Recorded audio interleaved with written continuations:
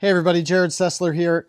One of the things that we do around this time of year as we're coming into these a lot of the season where we have a lot of these fundraising dinners is we get asked a lot to bring some Sessler Ranch beef and eggs to these dinners. So we do, and so we usually go out and get a cooler and we put it in that, and we'll deliver that as part of the auction item that we donate. Upcoming right now, we have on the same night actually, so you can pick where you're going, whichever one's closer for you. And on May 9th, the evening of May 9th, we have the Klickitat County Republican Party Lincoln Day dinner. And then on the same evening, we also have the Benton County Republican Party dinner, which oddly enough is in Franklin County. And I will be speaking in Grant County that day, and then making my way down to one of these dinners. You'll have to see which one I'm at. But we're going to have some Sessler Ranch beef at both of them. And I recently had the opportunity to visit and do some shopping at Ranch and Home in Tri-Cities, one of my favorite stores. I got to see George while I was there, sitting at his desk, chatted up with him for a bit. Ranch and Home has several locations, very similar to Griggs. Both of them are owned by incredible families. And I guess the point that I want to make today is the value of shopping local and how difficult it is for these stores to survive. And I'll just tell you, I'm not trying to push you to do something that you don't already know that you want to do. Visiting Griggs or Ranch and Home is pretty much an adventure. It's kind of like Christmas, going into these places and looking around, and it's just a shopping experience. Maybe it just reminds me of how shopping was when I was a kid. And in fact, there's a funny story. I was standing talking to George yesterday at Ranch and Home in Kennewick, and I told him, I happened to mention that I moved to Pasco in 1974, and he pulls out a picture, pristine photo from 1974, literally like it was within hand's reach for him. He grabs it and it was pristine. He pulls it out and he's like, look at this. This is a picture of the grand opening of the Ranch and Home location in Pasco in 1974.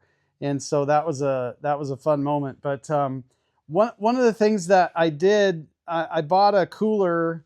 I bought this cooler at Ranch and Home in Kennewick, and I would strongly recommend you go get one of these. It's a Coleman cooler. They have them in their sporting goods section. They've also got some Yeti coolers there and some other ones. I'm sure Griggs has a bunch too.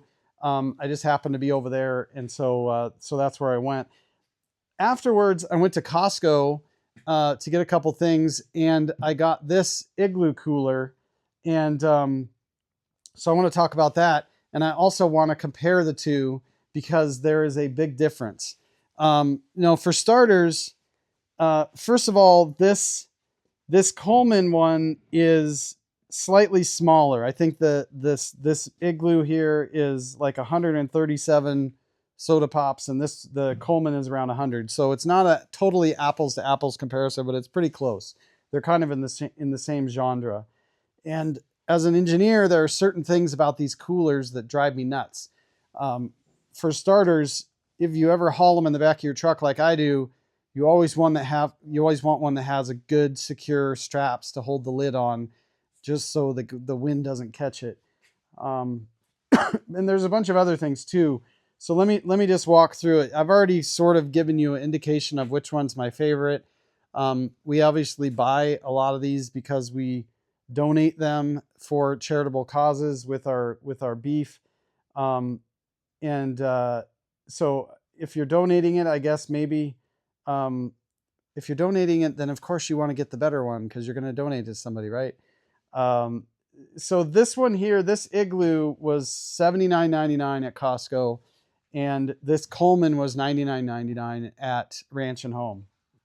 And I'm going to tell you, it's a $20 difference, but I think in the next couple minutes, I'll identify at least $100 worth of differences in how this unit is better than this one.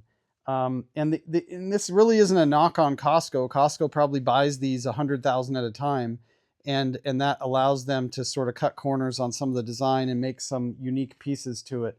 But let's just highlight a few things. on the outside. For starters, when I rolled these, I was shocked at the difference. This Coleman has a rubberized wheel. It just feels very different when it's rolling than the hard plastic wheel that is on the Igloo. The handle is also different too. The handle that you use to roll it with. So that would be this one. It's a metal handle. It has a nice detent to hold it up. So if you let go of the handle, you set it down, it doesn't drop on you. It kind of stays there so you can reach down and grab it again very easily. So that's really nice. Good sturdy handle. I don't see that breaking. Compare that to, what's on the Igloo. It again, it has the detent on it, but it's a plastic handle. It's kind of wobbly. You can see it has a lot of flex to it. It'll probably do the job. No big complaints about it. It doesn't feel quite as good on your hands because it's got this these grooves and stuff underneath here, but it'll get the job done. This one, by the way, it has a solid, nice padding here on that thing. Next thing is the handles. You can look at the Coleman. It's got these nice, strong rope handles, and they're really flexible. There's not going to be any issue with those. On the Igloo, it's got sort of these plastic, kind of run of the mill, maybe not too durable or as durable as these ones with the rubber end and the nice ropes. I mentioned the hold down straps. These are really nice, how these rubber things come down and hold the lid on. The other thing that I noticed about the lid is on this Coleman, both of them are kind of hard to open. It has steel hinges on it.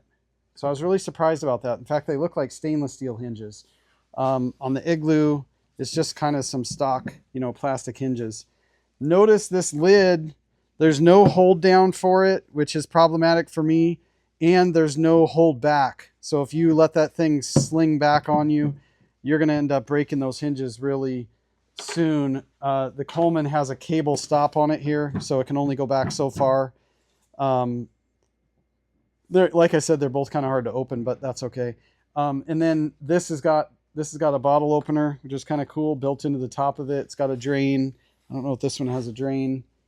Well, that's kind of shocking. That one doesn't even have a drain. I don't know if I've ever seen a cooler that didn't have a drain. That's pretty surprising. I didn't even notice that until just now. The other thing this one does have is it has this little portal thing on the top, which you can open up and reach in there. I'll be honest with you, and I'm not just whacking it because I like this one better. I think that's a cool feature. I just never use it. I have coolers that have it, and it's like I always want to just open it and see what's in there anyways. What else? Oh, the weight. The weight of them is actually quite similar. I scaled them, even though they're slightly different sizes. They are about the same, and I think that's because this Igloo doesn't have as much infrastructure to it. So if you look at the side panels, they're about 3/4 of an inch thick. It's not the sort of the more modern, call it the Yeti style sort of thick cooler, which the Coleman does have. These things are easily inch and a half thick on the sides. And so it's got that, which is really nice. Yeah, I mean, I guess that's kind of the highlights of them.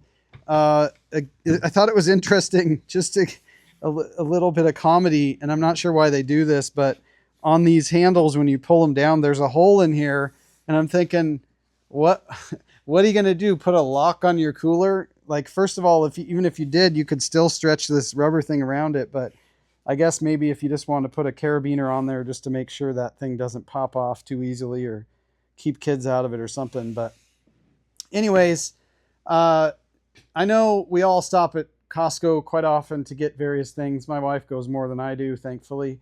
But give a stop to go have some fun at Ranch and Home or at Griggs, and just make an adventure of it. These are small, local-owned companies that are fighting hard to provide really good quality products for us. I'll also say that the barbecue smoker selection is amazing. I actually adventured to Griggs for one of those just last year. And yeah, so hopefully that helps. But stop by Ranch and Home, tell them I said hi, and pick yourself up a cooler.